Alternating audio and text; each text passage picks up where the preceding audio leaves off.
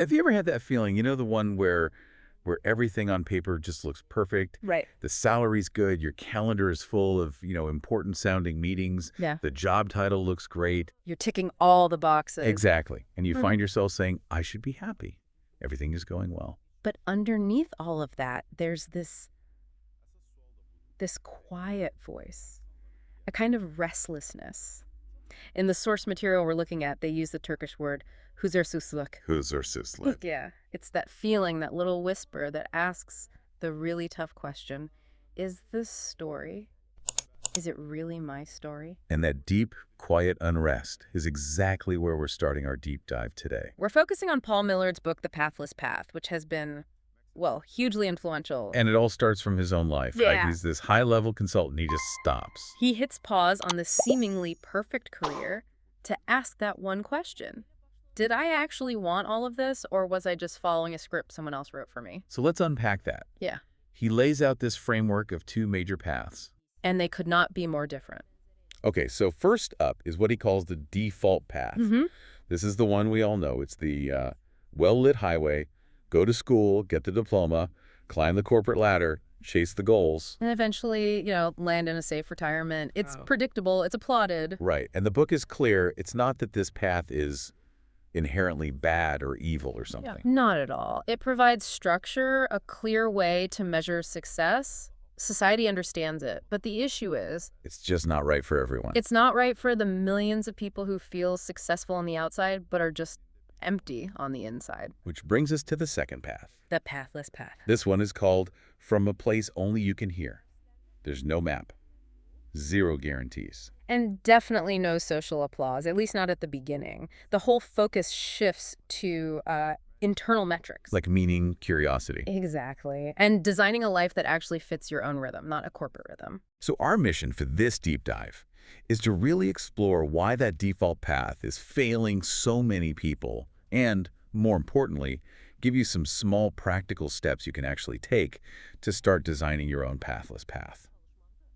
Okay, let's start with those cracks in the highway. We were all taught the formula, right? Work hard, get educated. Find a good job, climb the ladder, retire happy. That was the promise. That equation was supposed to guarantee stability and, contentment. But the whole landscape that formula was built on it's fundamentally changed. The source material really digs into why it's crumbling right now. It's not just one thing, is it? No, it's a perfect storm.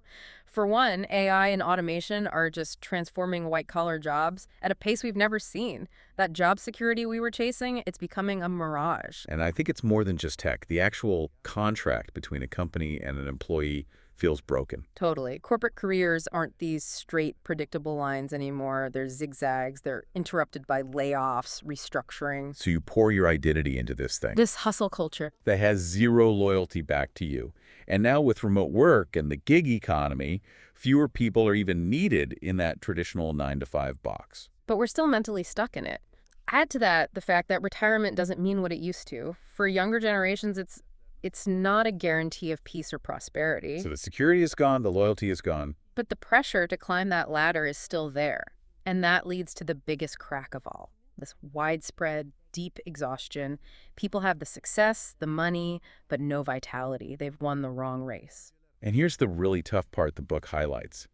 Most people don't just choose to leave this path when things are going well. No, it almost always takes a jolt. A jolt, like what? Like a layoff that comes out of nowhere, Yeah. a serious case of burnout, a health crisis, or, losing someone you love. It's in those moments of crisis when the default path completely fails you. That's when the big realization hits. Wait a second. Other lives are actually possible. There isn't just one way to do this. So if this path is so draining, why do we stay? The easy answer is, oh, it's the money. Right, but the book argues it's so much deeper than that. It's about these really insidious emotional traps. Okay, let's break those down. What's the first one? The first is maybe the most subtle. It's the certainty trap. It's our basic human fear of the unknown. We crave a defined next step, a clear ladder. A predictable salary bump. Exactly. And here's the insight.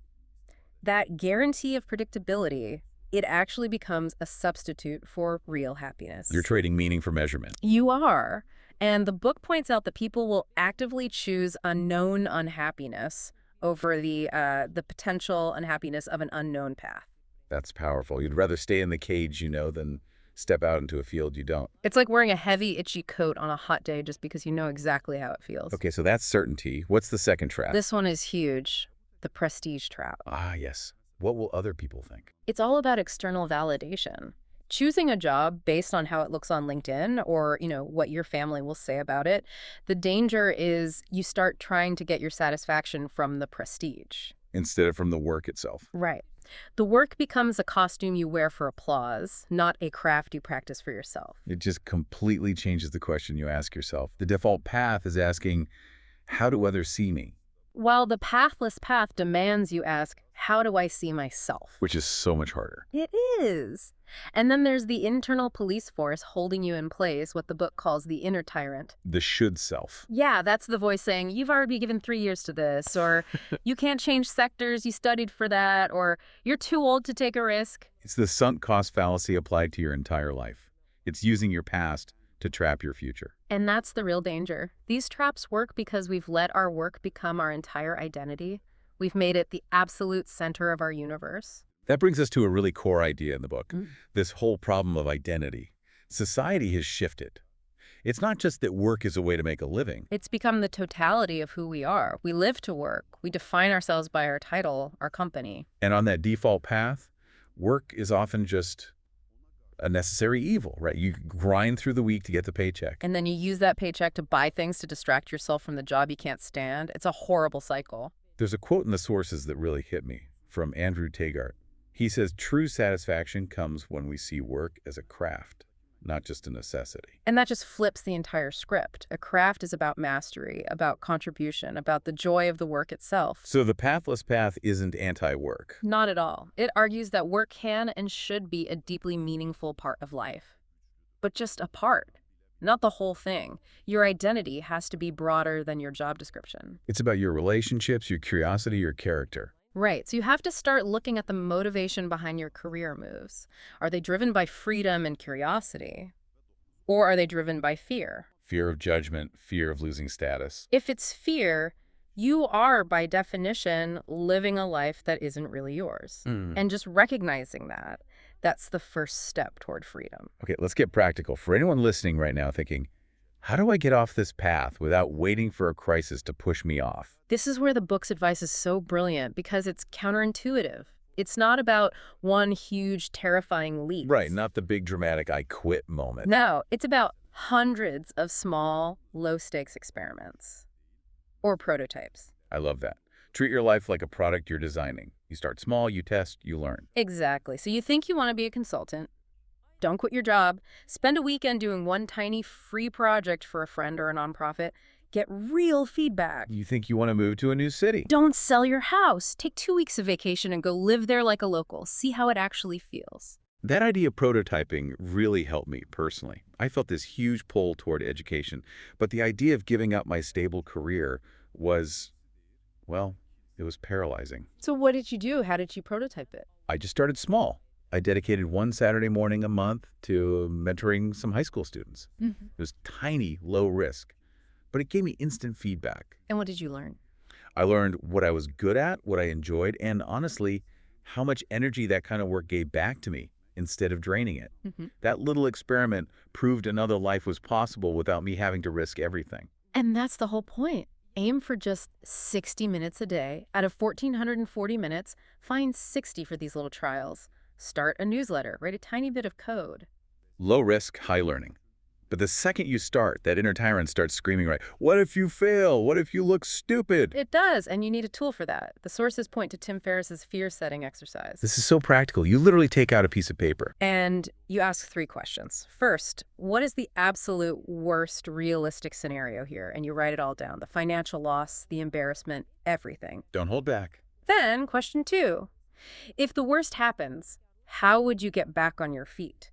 And this is where the magic happens. People realize recovery is almost always possible. You can get another job, you could downsize. The monster isn't as scary when you look it right in the eye. And finally, question 3. What are the potential benefits of taking these small steps? How will my life improve? And usually, the potential upside, the learning, the momentum, the meaning, it just dwarfs the temporary downside of a failed experiment. It makes the fear manageable. So once you start prototyping and managing that fear, you need a new way to navigate. On the pathless path, there is no map. There's no one telling you the next turn. You have to rely on a compass instead. Exactly. And strengthening that inner compass means you have to stop asking the old questions. How much will I earn? When's the next promotion? And you have to start asking the real questions, the ones that actually generate vitality. Like, what kind of work truly feeds me instead of exhausting me? Or what makes me completely lose track of time? Your answers to those questions, that's your true north. It's about identifying your core values, freedom, creativity, contribution, whatever they are, and then building your life around them. You let who you want to be guide you, not what you want to achieve. And you look for what the book calls tiny hints. For any hints? Yeah, these little signals, a conversation that sparks an idea you can't stop thinking about, a hobby that suddenly feels like it could be something more, a small project that just makes your heart race. But it's hard to follow those hints in a vacuum. You need other people. Community is everything here. You have to find people who have made unconventional choices. Talk to them, learn from them, get their encouragement. You need the people who say, tell me more. Yeah. Not the people who say, why would you risk that? Yeah. As we wrap this up, there's a final, maybe the most important insight for anyone starting this journey. You have to accept one fundamental truth. You must learn to walk with anxiety. It's never going to feel 100% comfortable or safe. Never. And that's okay. Anxiety isn't a stop sign. It's a signal that you're growing, that you're on the edge of your comfort zone. And as you move forward with that feeling, you build this deep sense of self-trust. But it's not that loud motivational speaker kind of confidence. No. It's a quieter belief. It's the trust that you can carry yourself, that you can navigate life even when you don't know the next 5 steps. Because you trust your compass. You trust that if you take a wrong turn, you have the resilience and the skills to find a new path. We are not obligated to live a life that's just a performance or a race or someone else's definition of success. So if you feel like your big life decisions have mostly been made out of fear or for prestige, the Pathless Path leaves you with this idea. What is the single smallest, most honest question you can ask yourself today to start getting some of that vitality back? Maybe it's just, what piece of work do I do that makes me forget time is even passing? Start there.